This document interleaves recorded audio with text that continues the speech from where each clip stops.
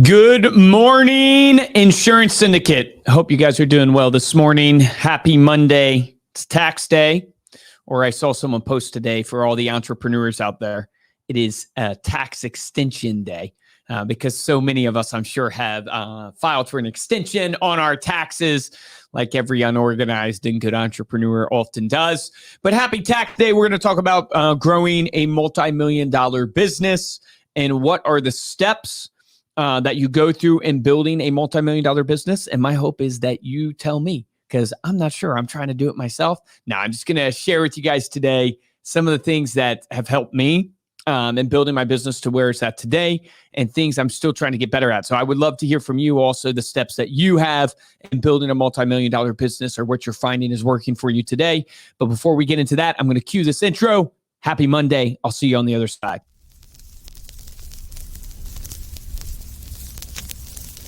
There are no bad businesses. There are just those people who don't know enough to see the opportunities in the work they're in. If there seems to be no future or opportunity in it, it isn't always because it's not there, but perhaps only because we can't see it.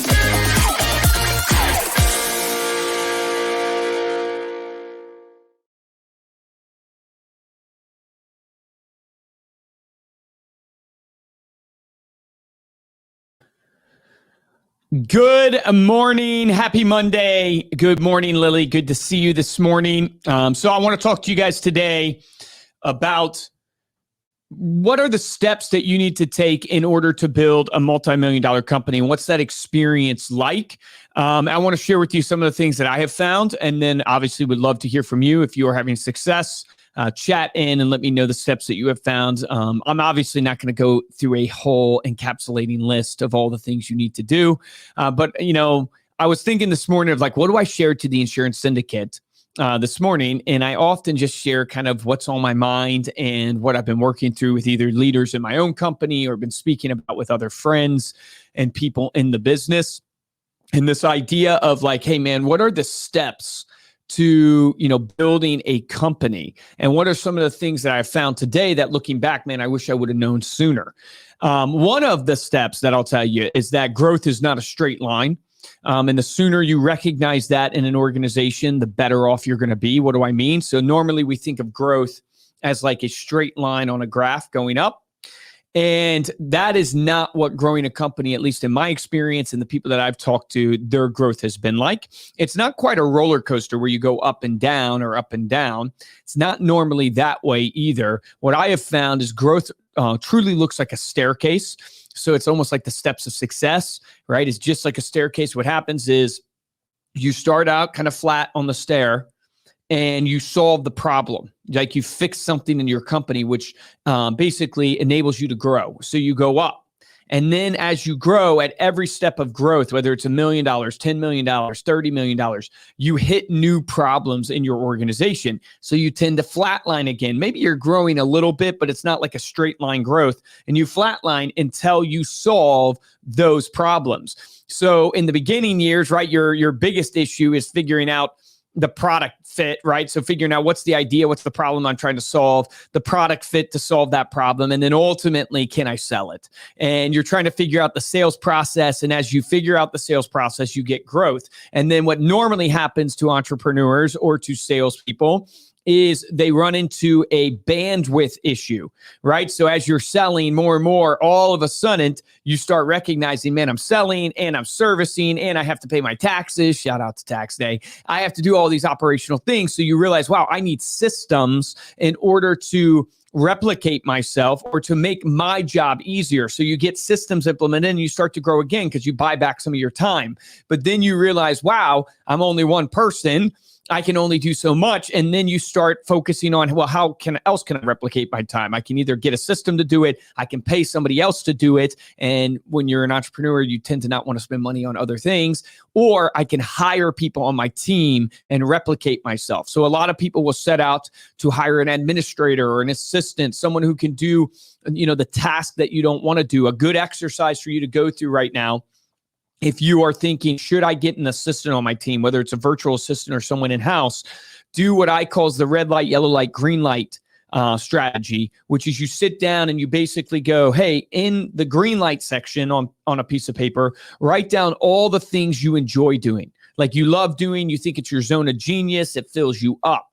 In the yellow section, write down the things that you don't necessarily love to do, but you don't mind doing them, and you can do them. And then in the red light section, write down the things you hate to do, right? And when you take a look at the red and the yellow section after this exercise is completed, you basically have mapped out your first hire. You've mapped out the job description or the needs that you're looking to fill in your organization. So it's a good exercise to do continuously to keep moving you into what I call is your zone of genius and moving you away from the mundane tasks that don't really make you money, right? Or don't fill up your cup, which ultimately influences your motivation, which ultimately influences your action, which ultimately makes you money. So do that red light, yellow light, green light strategy. If you're looking for a way to try to determine, do I need an assistant, do I not? It's just going through the exercise of writing them all down might let you see that. So as you go through this process, you start going, okay, I'm selling. The people are liking it. I need systems. Oh man, I need a team. And then it's almost like a reiteration of you're constantly going to go through this iteration of you either need better systems and processes, or I put it this way, you sell. So you're focusing on marketing and sales to attract people and to sell people. You figure out you need better systems and processes to help you win. And you figure out you need better people to elevate you or more people to elevate you. And it's always going through those steps of going, how do I sell and market more? Oh, in order to sell and market more, I need a marketer, or I need a system that's going to help me market more. And you're constantly going through these steps of growth. So let that be an encouragement to you that growth is not a straight line. It is literally like stairs. You go up, you flatline, you go up, you flatline. And another key thing that I realize now after going through a lot of these different phases is that what helps you win in maybe an early phase is what blocks you from winning in a future phase. So that's a really hard thing to process, because normally in life you feel like you build upon like a tower where it's like, okay, I need to learn from my mistakes here and never do that mistake again. But a lot of times it's like I'll give you an example to try to make it clear. In the early years of starting something, or when you're smaller, you as an owner, you as a person should be the rainmaker, should be the person involved in the details. You should know exactly what's going on. You should micromanage the process. The risk is extremely high. You need fast and clear execution. So the last thing you want to do is implement processes and structure and really bureaucracy into your organization when it's just you and a couple other people. So the idea of having like meeting structures and all these different policies and all this different stuff that comes as you get corporatized, you don't need any of that. You actually want to be in the details, and you don't want to pull away from the sale. If you pull away from the sale too soon, you will lose. But as you get bigger and bigger and bigger, you no longer can do that same thing. You have to pull out of your business. You have to entrust other people. You have to let the other people fail, and you have to not get in and save them. One of the things that stunted our growth, and maybe still does, and I can't even see it because a blind spot usually tends to be a blind spot, or a weakness for your whole life. You can improve upon it, but it tends to be a weakness, is I constantly will get in right beside the person and try to fix the problem. And in early years, that makes a lot of sense. And a lot of times you read in the business books, man, that's servant leadership. Get in the trench with your people. Sure, you want to make sure your people know that you're willing to work. But you know what I was actually doing? I was actually saving them from the ownership and responsibility of the failure and robbing them from the ownership and responsibility of the success. Meaning you have to be willing to let your people fail. So I think about my kid, like right now, William's a year old. He's walking, but he's falling all the time, right? He's really clumsy. So he's falling all the time. I have to let him fall. I cannot get in there and catch him. We know this intuitively with our kids most of the time, but with our people, we constantly get in there because we want to practice this art of servant leadership. And it's like, okay, in the early years, you can't afford for that person to fail. So you need to be in the trench doing it with them because you can't afford it. In the latter years, if you're really trying to grow people and you have some income and you can withstand a little bit of failure, you got to let them fail and you got to either get them out or grow them up. Like that's the key. But here's the main point that I wanted to get across today in growing a multi-million-dollar business, which is knowing your metrics and tracking and measuring everything through these kind of what I call North Stars. And so the more and more I've done business, the more and more I go, wow, I need to separate out the emotion from the business. And I need to function purely based upon the activity and what I call the North Stars, the KPIs, the goal, the metrics, whatever you want to name it. You need to function off of that. I shared last Monday Mindset, I think it was, how Mike Tyson said there's no emotion in the ring. And there truly is not. In business, there's no emotion in the ring. You need North Stars to guide you, that keep you going one step after another. So I just wrote down real quick some of the North Stars that I look to for different pieces of my business. And if you want to go to the next level, I would challenge you, do you know these North Stars? So let's start with just marketing in and of itself. So with marketing, I want to know, what is my cost per impression? What is it costing me to get out in front of the audience that I want to target? I want to know what my cost per lead is. I want to know what channel rates I have, meaning there's multiple channels of advertising, emails a channel, socials a channel. There's different channels that you can advertise to. I want to know which one's performing the best, and I want to know what my impression cost is, my lead cost is on those channels. I want to know, to give you an instance of like, email's a huge category for me. I want to know open rates. I want to know click-through rates. I want to know unsubscribe rates. And then most importantly, I want to know my ROAS. So at my guiding light, my almost North Star for marketing is, what's my ROAS? My ROAS stands for return on ad spend. So I'm spending this money to go out into the universe to showcase who I am and to get my target audience to take action. I want to know, hey, at every step of the game, what's my ROAS? As I spend money, how much money do I actually make off of spending on an ad? When I look at sales, I want to know leads collected, meaning how many leads am I actually collecting every single day from sales and marketing? I want to look at leads to appointment. So if I collect this many leads, how many leads are going to appointment? I want to look at appointments to go off. How many of my appointments are actually going off? I want to look at appointments closed. I want to look at clients onboarded. So, man, I generated the lead. I got the lead to get an appointment. I got the appointment to go off. I got the appointment closed. Now I got to actually get the client onboarded to where they start paying me. So clients onboarded, I want to look at clients' length of subscription. So for me, I have a subscription-based business. Maybe you do, maybe you don't. But how long is your client with you? You could call this lifetime value of a customer. Like, how often are you growing that lifetime value of a customer? Is the needle moving up on that or moving down on that? And there's multiple ways to do it. You can raise price. You can sell them more things. You can do a better job so they stay longer with you. But I want that as a guiding North Star for me. Then clients offboarded, meaning client churn, client retention. How often are people canceling? When do they cancel? What's my rate of cancels happening to me from a client perspective? Then if I look at ops, right? So just give you some ideas here of my business and how I think about it. Look at ops. I have, hey, how many projects do I have going on? So this would be ops and IT. So maybe it's a software project we're doing. Maybe it's an actual operational project within our organization through our systems. But how many projects do I have going on? What is my project requirements? So what are the project requirements? And do we have those detailed? Because if you set out and you don't gather the right requirements, you might build the wrong thing. Or you might build something that you think you want, but it's actually not what the customer actually needs. I need to know tickets created.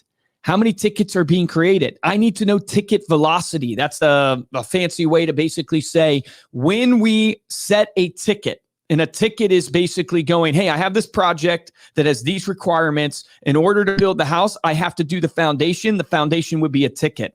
When I look at, hey, I have a ticket of building the foundation, what's my estimate on that ticket? How long is that supposed to take? And then I track ticket velocity, meaning how often do we come in under, over, or hit right on the nose our estimate for those tickets.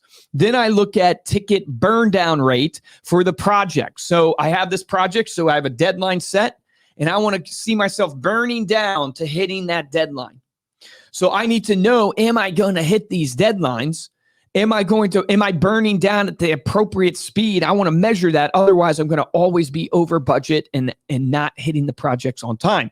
When I look at recruiting, you guys get the idea, right?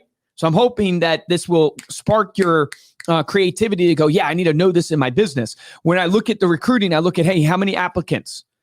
What's my offer rate acceptance? What's my fallout rate from people who actually, I think I'm going to get to hire, but they drop out on me. I don't drop out on them. What's my cost per hire? What's my retention per hires? Right? So if I'm hiring somebody, how much does it cost me? But then how long do they actually stay with me and why? And here's the thing. Once you map this all out and think about it from the perspective of like the buyer and customer journey, from leads created to leads converted to a sale, to clients onboarded, to clients being a customer and staying with you, to clients canceling and getting out of your program, all along this roadmap for you in the sale, there's conversion points. And those conversion points will tell you where you need to focus in your business. And you need to know the metrics that matter for each of those conversion points, right? So when I generate a lead, what matters to what's my cost per lead? Because if I'm spending $1,000 per lead, but I only make $500 off of a customer, well, that's inverted. That's not going to work, right? And it tells you where you need to focus in your business. And there's this book written by Gary Keller called The One Thing. And the whole concept is it's impossible to eat an elephant, right? Except if you do it one bite at a time. It will be impossible to fix all the different stats that are glaring at you on the screen. You need to pick the best conversion rate that will multiply all the conversion rates down the line, right? So you need to look at this and go, hey, if I know the North Stars of my business, then I know where to focus in my business. I pick one thing and I improve that one thing.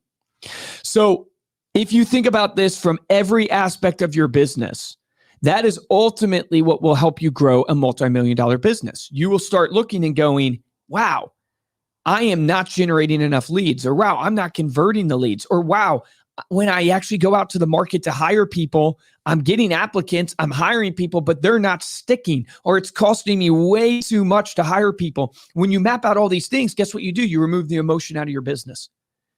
And the emotion is good to give you motivation, but it's bad to help you make decisions. You need decisions based upon data. I think it was Michael Bloomberg that said, in God we trust, but everybody else bring me data.